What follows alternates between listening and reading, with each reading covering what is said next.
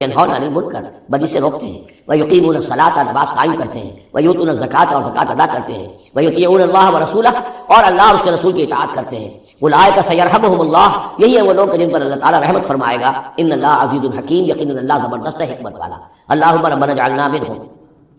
وعد اللہ المؤمنین والمؤمنات جنات تجری من تحتها الانہار خالدین فیہا، اللہ نے وعدہ کیا ہے مومن مردوں اور مومن عورتوں سے ان باغات کا جن کے دامن میں یا جن کے نیچے ندیاں بہتی ہوں گی، اور اس میں وہ ہمیشہ رہیں گے، ومساکن طیبۃ فی جنات عدن، اور بڑے ستھرے اور بہت عمدہ مکان رہائش کے لیے ان کو دے گا، رہنے کے باغات میں، ریزیڈینشل گارڈنز میں۔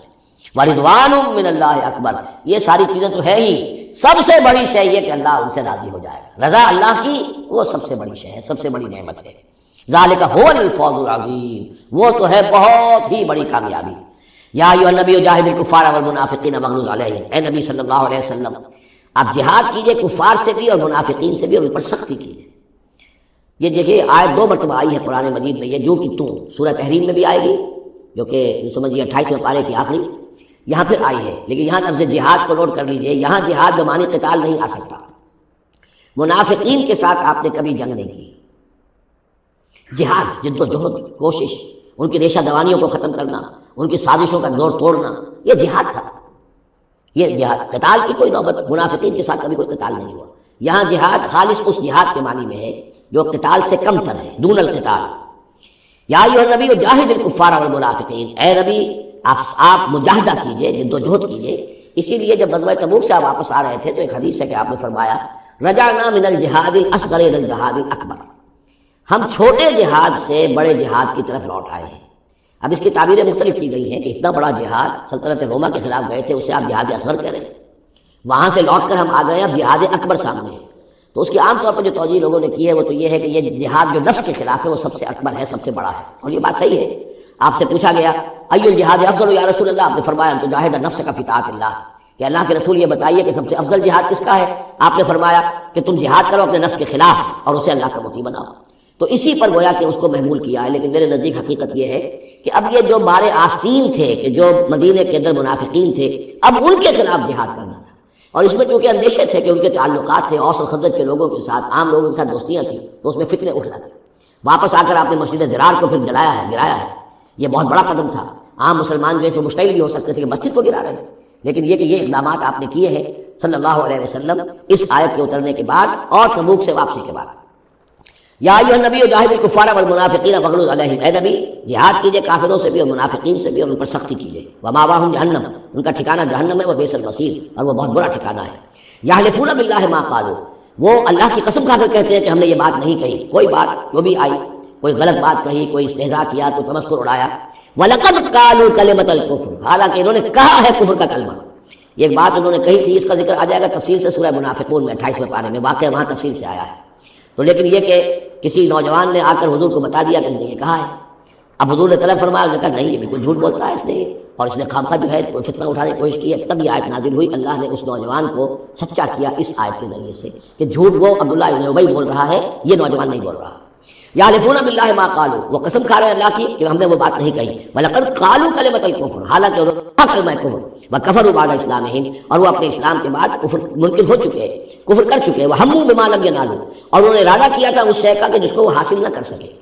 یہ ایک خاص واقعہ ہوا تھا کہ جب تبوک سے واپس آپ آ رہے تھے تو ایک موقع پر آپ عام راستے سے قافلے سے ذرا ہٹ کر ایک پہاڑی راستے کی طرف سے آپ کا گزر ہوا، اور وہ تنگ راستہ تھا، وہاں سے بس ایک ہی اونٹ ایک وقت میں گزر سکتا تھا، حضور کے ساتھ 2 آپ کے صحابہ تھے۔ وہاں ان لوگوں نے کوشش کی، منافقین نے، کچھ لوگ تھے کہ جنہوں نے اپنے ڈھاٹے باندھ دیے کہ پہچان میں نہ آئے، اور رات کی تاریکی میں انہوں نے ہاتھ چلایا، چاہتے تھے کہ حضور کو شہید کر دیں۔ بہرحال وہاں پر جو ہے کسی طریقے سے جو 2 آپ کے جانثار ساتھی تھے انہوں نے انہیں کھدیڑا، مار کر بھگایا۔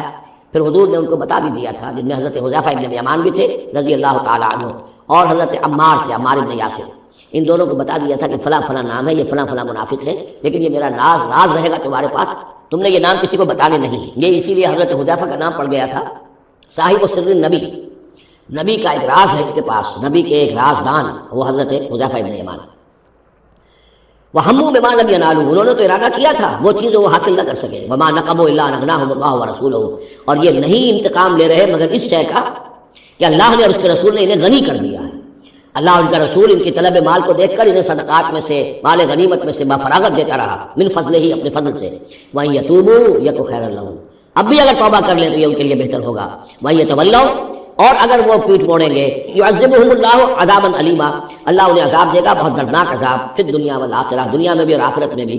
وَمَا لَهُمْ فِي الْأَرْضِ مِن وَلِيٍّ وَلَا نَصِيرٍ، اور پوری زمین میں ان کے لیے نہ کوئی ولی ہوگا، کچھ بنا ہوگا، مددگار ہوگا، اور نہ ہی کوئی حامی ہوگا۔ وَمِنْهُم مَّنْ عَاهَدَ اللَّهُ، اب یہ وہ 3 آیتیں آ گئی ہیں جو میری تقریروں میں بہت مرتبہ آئی ہیں۔ ہم مسلمانان پاکستان کے لیے خاص لمحہ فکریہ ہیں۔ مدینہ کے منافقین کی خاص قسم کا تذکرہ ہو رہا ہے۔ وَمِنْهُم مَّنْ عَاهَدَ اللَّهُ، ان میں سے وہ لوگ بھی ہیں جنہوں نے اللہ سے عہد کیا تھا، لَئِنْ آتَانَا مِن فَضْلِهِ، اگر اللہ ہمیں اپنے فضل سے نواز دے گا، غنی کر دے گا، دولت دے دے گا، دولت مند کر دے گا، لَنَصَّدَّقَنَّ وَلَنَكُونَنَّ مِنَ الصَّالِحِينَ، ہم خوب صدقہ خیرات کریں گے اور نیک بن جائیں گے۔ فَلَمَّا آتَاهُم مِن فَضْلِهِ، جب اللہ نے انہیں نواز دیا، اپنے فضل سے غنی کر دیا، بخلوا بِهِ، اب اس دولت کے ساتھ بخل کیا، وَتَوَلَّوْا وَهُمْ مُعْرِضُونَ، اور پیٹھ موڑ لی اور اعراض کیا، فَأَعْقَبَهُمْ نِفَاقًا فِي قُلُوبِهِمْ، تو اللہ نے سزا کے طور پر ڈال دیا ان کے دلوں میں نفاق۔ عاقبہم، عقوبت، سزا۔ دنیا میں نقد سزا یہ ملتی ہے اللہ سے کوئی وعدہ کر کے پھر جانے کی کہ نفاق جو ہے وہ دل میں پیدا ہو۔ یہ نفاق ہے پاکستان کے مسلمانوں کا روگ۔ پاکستان بنایا تھا، پاکستان کا مطلب کیا؟ لا الہ الا اللہ۔ ہندوستان کے مسلمان نے ووٹ دے کر اپنا فرض کفایہ ادا کر دیا کہ جاؤ بھائی، تم جو ہم پہ گزرے گی سو گزرے گی، تم جاؤ اور اسلام قائم کرو۔ ہم نے کیا کیا ہے؟ 50 برس سے زائد ہو گئے، کیا کیا؟ اسلام کہاں ہے؟ یہ بے وفائی، یہ بد عہدی، اس کا نتیجہ کیا ہے؟ 3 نفاق ہیں جو اس قوم کے اوپر مسلط ہو گئے۔ نفاق باہمی، اب وہ قوم نہیں رہی، قومیتوں میں تحلیل ہو چکی ہے، اب عصبیت ہے، صوبائیت ہے، لسانیت ہے، اور نہ معلوم کیا کچھ ہے، فرقہ واریت ہے۔ دوسرے، کردار کا بیڑا غرق ہو گیا۔ آیت المنافق ثلاث، حضور نے فرمایا منافق کی 3 نشانیاں ہیں، جس میں یہ تینوں چیزیں ہیں، خواہ وہ انسامہ و صلاح، چاہے روزہ رکھتا ہو، نماز پڑھتا ہو، اپنے آپ کو مسلمان سمجھتا ہو، وہ منافق ہے۔ جب بولے جھوٹ بولے، جب وعدہ کرے خلاف ورزی کرے، اور جب کہیں امین بنا دیا جائے خیانت کرے۔ وہ دیکھ لیجیے اپنی قوم، جو جتنا بڑا ہے الا ماشاء اللہ، ایکسیپشنز پروو دی رول، قانون یہی ہے، جو جتنا بڑا اتنا ہی جھوٹا، اتنا ہی خائن، اور اتنا ہی وعدہ خلاف۔ اور تیسرا اور میرے نزدیک سب سے بڑا نفاق جو ہے وہ ہمارے دستور میں ہے۔ The most sacred document of a state is the constitution۔ اور منافقت کا پلندہ ہے کہ ایک ہاتھ سے اسلام داخل کرتے ہیں، دوسرے سے نکال لیتے ہیں۔ ایک دفعہ دیکھیں تو اسلام اسلام، کیا اللہ اتنی بڑی بات، no legislation can be done repugnant to the Quran and the Sunnah, اتنی بڑی بات۔ یہ تو معلوم ہوتا ہے کہ سورہ الحجرات کی پہلی آیت کا ترجمہ کر کے دستور میں لکھ دیا، لیکن اس کے ساتھ ہی اس کے اوپر کوئی اس پہ عمل کرنا ضروری نہیں ہے، وہ لکھی رہے گی بس۔ اور ہم نے ایک آئیڈیالوجی کاؤنسل بنا دی ہے، وہ اس کے مطابق سفارشات پیش کرتی رہے گی، اور ہر سال اس کی رپورٹ پیش ہو جایا کرے گی، خلاص۔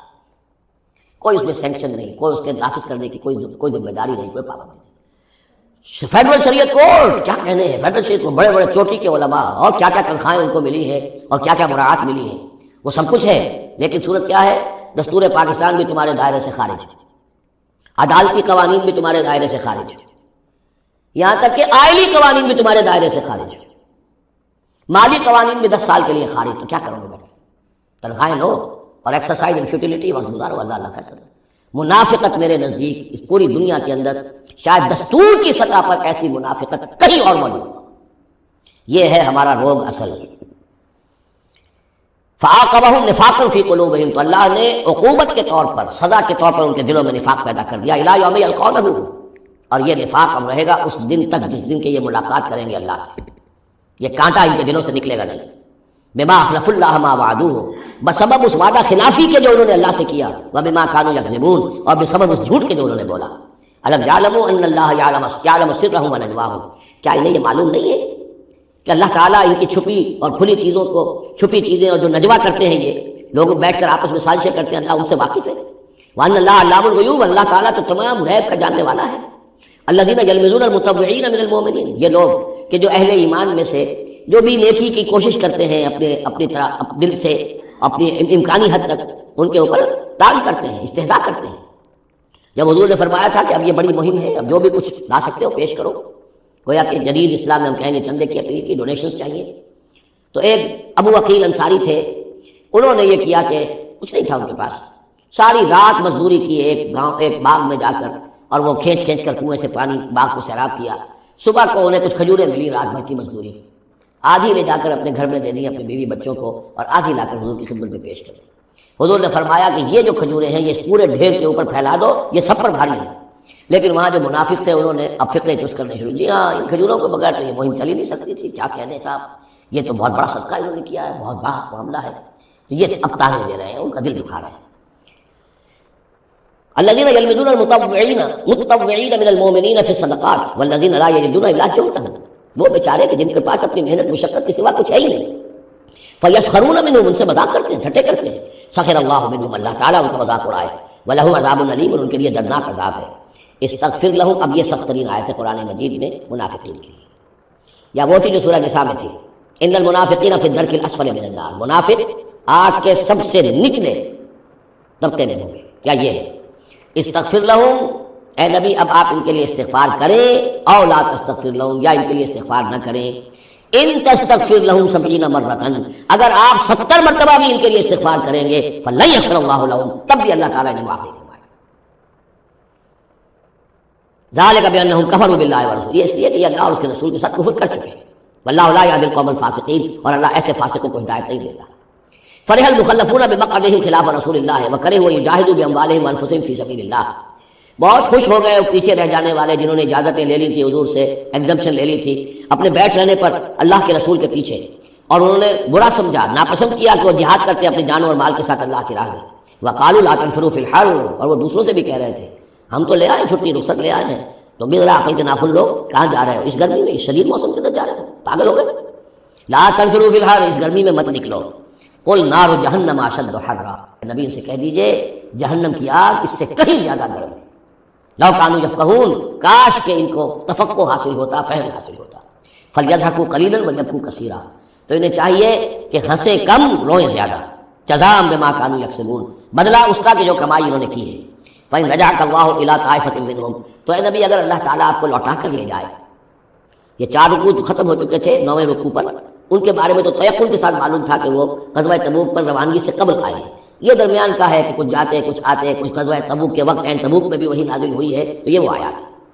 فإن رجعك الله، ظاہر بات ہے یہاں معلوم ہو رہا ہے کہ یہ کہیں تبوک میں آیت نازل ہوئی ہے۔ اگر اللہ آپ کو لوٹا کر لے جائے ان کے کسی گروہ کے پاس، فاستأذنوك للخروج، اور پھر وہ آپ کے ساتھ نکلنے کی اجازت مانگے کسی اور دشمن کے خلاف، فقل لن تخرجوا معي ابدا، کہہ دیجیے گا اب تم میرے ساتھ کبھی نہیں نکلو گے، وہ آخری امتحان تمہارا ہو چکا، تم ناکام ہو چکے، ولن تقاتلوا معي عدوا، اور اب میرے ساتھ کسی دشمن کے ساتھ، میرے ساتھ ہو کر کسی دشمن کے ساتھ جنگ کرنے کا تمہیں موقع نہیں ملے گا۔ انکم رضیتم بالقعود اول مرۃ، تم پہلی مرتبہ راضی ہو گئے تھے بیٹھے رہنے پر، نفیر عام ایک ہی مرتبہ ہم نے کی اور تم پیچھے رہنے پر، بیٹھ رہنے پر راضی ہو گئے، فقعدوا مع الخالفین، اب ہمیشہ کے لیے پیچھے رہنے والوں کے ساتھ بیٹھ رہو۔ ولا تصلی علی احد منهم مات، اور اے نبی ان میں سے کوئی مر جائے تو اس کی نماز جنازہ ادا نہ کیجیے ابدا، کبھی بھی، ولا تقم علی قبرہ، اور اس کی قبر پر آپ کھڑے نہ ہوں،